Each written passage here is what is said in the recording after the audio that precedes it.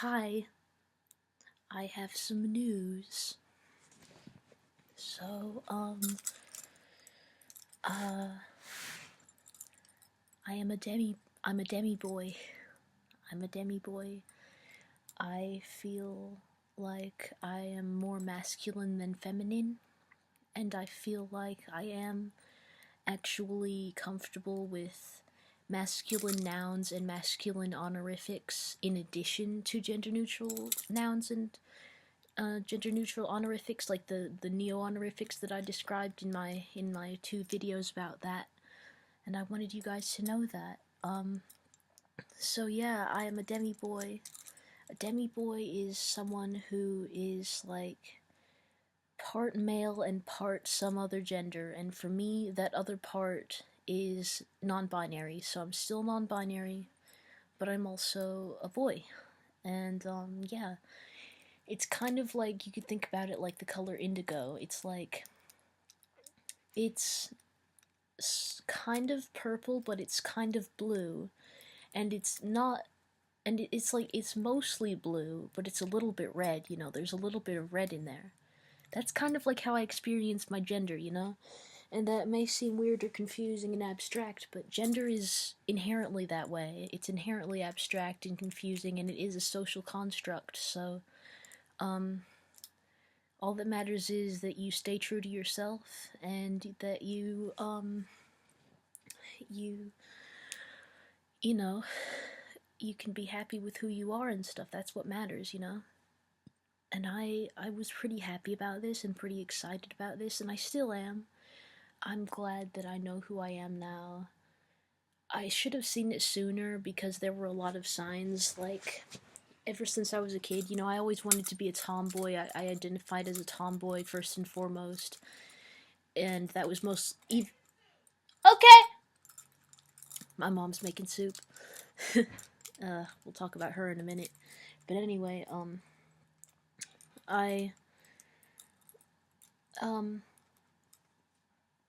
the only reason why I identified as a tomboy instead of just saying I was a boy was because I didn't know that you could be transgender as a child. I didn't know that was an option. Sorry, I had a burp. Anyway, yeah, um,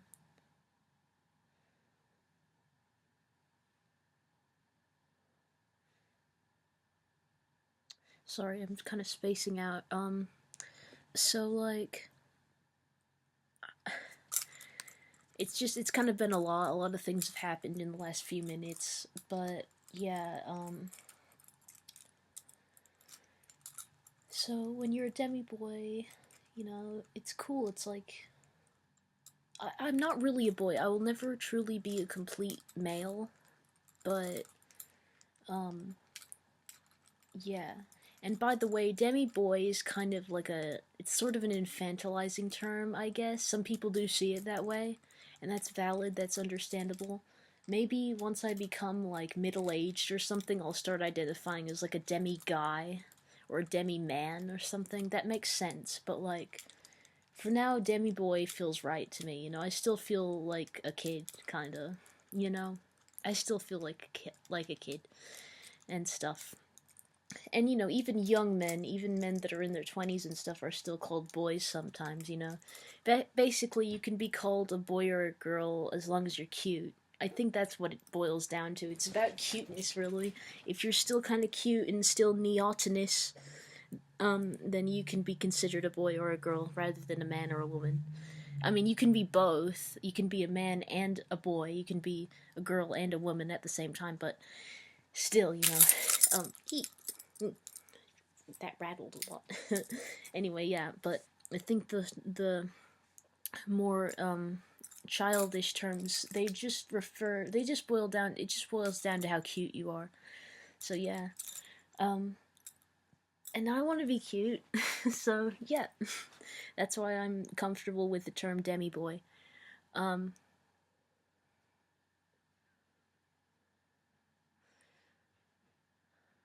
So anyway,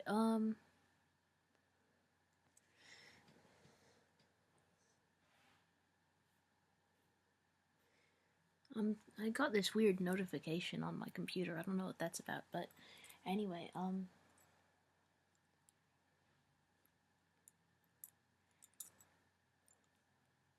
really distracted right now for some reason. I don't know why. I had some more things to talk about. Oh yeah, so my mom did not react very well about this. I want to read you the text messages that were between us because she has become one of those transphobes that treats their transgender child like a dead person. So that's where we're at now. Here we go. So, here's my message. Hey Mambo, that's what I call her. I call my mom Mambo. Okay, it's a long story, but yeah.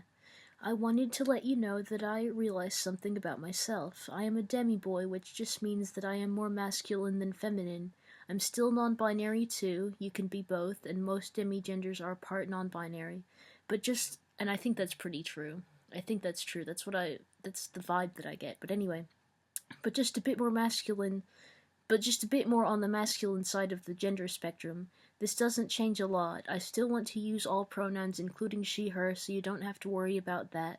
But I'm also comfortable with being referred to by masculine nouns. Like, you could call me your son if you wanted to. You could even call me a boy if you wanted to. I'm basically like 3/4 boy and 1/4 girl with gender neutral nouns too. I hope you don't think this is stupid or made up. I don't ever feel complete. I don't. Oh, I meant to say. I don't. Yeah, I don't ever feel completely like either of the binary genders, but I've always felt more at home with masculinity. I'm sorry if you dislike that I chose to come out via text. If that's not good enough for you, I can tell you in person. And she wrote back, no, text is good. I don't know if you realize this, but I don't have any problem with who you are and never have, and if you said you were 100% male and wanted to go through the whole process and be called he, etc., I wouldn't protest. That sounds good, right? And then it keeps going. She says, that has always been the case whether I've said it or not. I just wish you could have settled on enough on. I wish you could have who you are settled enough to start thinking more about what you want to do. I'll confess, I do miss dead name. I'm gonna say dead name instead of like actually saying what my dead name is because, you know, I've gotten some hate comments in my community recently, and so I don't want to encourage. I don't feel comfortable or safe saying what my dead name is on this channel because I feel like people will, you know, start spreading that around and calling me by that, and that causes problems, you know? That's why trans people don't often want to, you know, do that sort of thing. Anyway. But it has nothing to do with what gender she was, and I'm sobbing now to realize the real reason. It's because she was a kinder person, she was happier, and I picture her future. Oh fuck, I'm bad at reading, okay. She was happier, and I picture her with a future, not with a husband and kids, but just out in the world doing what she wanted, not holed up in a chaotic, stinking bedroom or in a hospital bed, or screaming that she hates me. I never did that, by the way. I have told her before that I don't love her because I don't. You know, I can't love her. She has betrayed me so many times. She has broken my heart so many times. She treats me so lowly and so cruelly that, I would be lying to myself if I said that I loved her. And, I'd be lying to her if I told her that I loved her, and I can't deal with that anymore. I can't bear it. I can't stand it. Yeah. I miss feeling like I was raising a kid instead of supporting an enraged and selfish beast. I probably don't even fully understand how much pain I am in because I've been in denial about it, but now I can barely see to type I'm crying so hard, and now you're about to be home, and I don't know what else to say, but please try to start picturing the future for once you have your identity sorted, please. Okay. I said, okay. I know what my future holds, actually, at least the near future. I'm just not allowed to tell you because Poppy told me not to. So yeah, that's about the California thing. That's about how I'm gonna move to California. I needed to. I'm see. This is what I'm doing now. I kind of want her to know because it's hard to hold the secret because she's really like pushing me and screaming at me, and I want her to know that she doesn't have to worry about raising me much longer. She doesn't have to worry about me living with her much longer. So that's why I chose to even hint at it. Okay. And so she says, "Wow, so now there's a whole secret involving Poppy," that's what I call my dad, "that I'll have hovering over me, not knowing if it's something crazy or if it will affect my future. Why did you even say that? Also, when will I be able to know? Weeks from now, months, years?" And I said, "I guess I'll have to talk to him about it. I told you because you're driving me nuts." And then she said, "I'm driving you nuts? How much harder can I try to serve you, your highness?" And I said, "You can calm down." And this is where she starts, treating me like a dead person. She says, I am pretty calm, actually. It's grief. Don't you understand that? Didn't it make any sense what I just said about why I miss dead name? That it has nothing to do with whether I'll ever see you in dresses again or whatever? It has nothing to do with that? Well, okay, then, like, why are you bringing it up when I'm talking about my gender? Like, yeah, and why does it have to do with the fact that I had to change my name? Like, I think it has. I think there is something connected to it here. I think it has more to do with it than she lets on, clearly. I think this is a very transphobic thing to do to someone. She is a transphobe. My mother is a transphobe. She wouldn't be treating me like this if she didn't have transphobic feelings that she's harboring inside of her. I think that goes without a doubt. So I said, "That's sick. Here's what's gonna happen. I'm gonna ask Poppy if I can tell you about the thing. Then if he says yes, I'll tell you what the thing is. Then we will pretend like nothing happened since you're so calm." And she said, "Alright, sounds good." And I said, "Thanks." Now, if any of you think that that was a really cruel response, you should know that that's basically what she wants usually. She, that is what she does. Like, she blows up at me. She freaks out. She throws her emotions at me and uses them as projectile weapons or whatever. Um, she weaponizes her emotions, and then she just turns it off like a switch. It's almost like she's completely in control over it.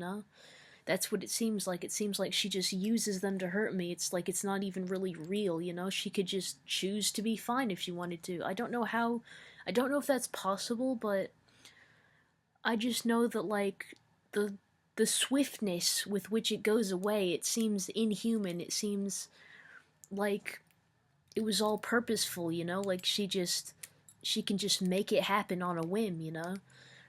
She certainly doesn't try to like calm down for other people's benefit, even when like it's really, really impractical for her to have a breakdown in the middle of like something going on. Like it's traumatizing going through like these fits of hysteria that she has. That's what it is. Like it's really scary. She's a really scary person to be around. Um, Sometimes, like she's really fucking loud. She has a really short fuse, and I've been afraid for my own safety before. She has hit me. She has hit me once.